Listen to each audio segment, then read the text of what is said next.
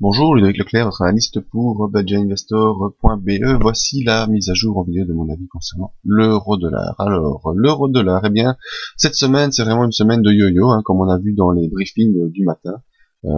Voilà, l'euro-dollar se cale bien entre 1,33 et 1,3187, comme je l'ai signalé, avec au milieu cette petite zone de support résistance des 1,3238.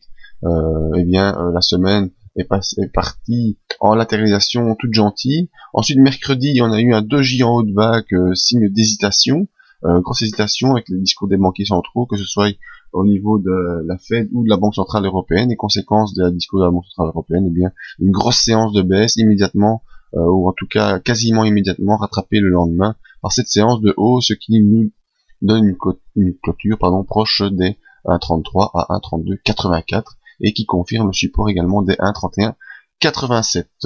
Au niveau général du graphique, on a toujours nos moyennes mobiles qui sont haussières, avec un croisement M20, M50 qui est un bon signal pour la suite.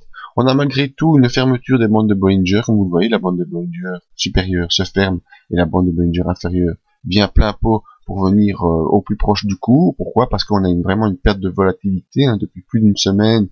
On latéralise dans une zone pas très large, entre 1,32 et 1,33.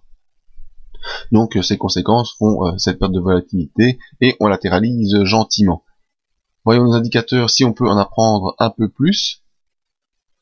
Alors au niveau du RSI, eh bien, on n'a pas vraiment beaucoup d'indications. On voit qu'on est dans une grosse tendance haussière et que suite à la latéralisation, il y a une perte de puissance. On est en train d'utiliser les 60% comme point pivot, donc pas vraiment ni d'accélération ni de faiblesse, mais une légère tendance haussière, pas très puissante pour l'instant.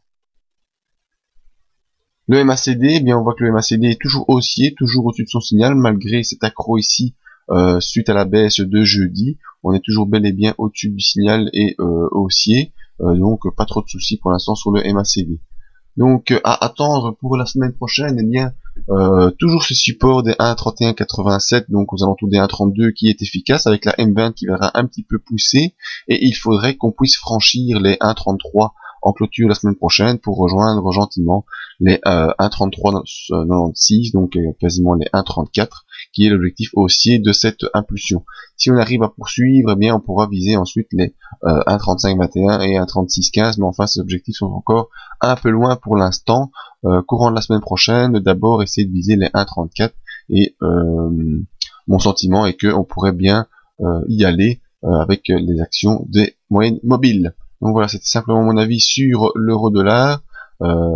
Possibilité de hausse vers les 1,34 au vu des indicateurs et de la tendance générale.